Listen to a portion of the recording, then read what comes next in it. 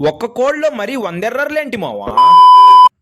Hello guys, ఇంక evening అలా snacks తినడానికి పోయి ఆఫ్టర్నూన్ ఏం తినలేదని ఇంకో ప్లేట్ నూడిల్స్ తినేసి ఒక వాటర్ మిలన్ జ్యూస్ దాగేసి ఇంకా ఫాస్ట్ గా రూమ్కి వచ్చేసా. ఎందుకంటే ఇంకా మాకు మిడ్ ఎగ్జామ్స్ అయితే స్టార్ట్ అనమాట. కొంచెం సేపన్నా చదువుదామని ల్యాప్టాప్ ఓపెన్ చేసిన ఆ కోడ్లు చూస్తే దిమ్మ తిరిగిపోయింది. మరి 100 ఎర్రర్లు రావడం ఏంటో ఒక్క కోడికి ఏం అర్థం కాదు. ఈ పనుల్లో కనిపించలేదు, పైగా ఫిజికల్ గానీ మెంటల్ గానీ స్ట్రెయిన్. అప్పుడప్పుడు అనిపిస్తుంది కోళ్ళు చేయడం కంటే పానీపూరి బండి పెట్టుకోవడం చాలా ఈజీ కదా అనిపిస్తుంది. కరెక్ట్, ఇది కరెక్ట్ గా చెప్పావయ్యా. పిచ్చి లేస్తాంది అసలు ఈ కోడింగ్ చేస్తంటే. ఇంకెంత చేసినా ఎగ్జిక్యూట్ కాకపోయేసరికి కోపంలో ల్యాప్టాప్ బగలగొట్టేద్దాం అనుకున్నా.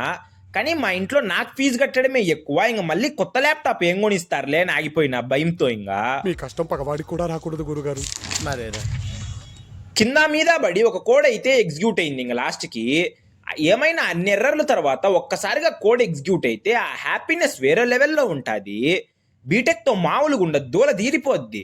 సరే మరి అలా వెళ్లే ముందు ఫాలో అండ్ సబ్స్క్రైబ్ చేసుకొని బోండే.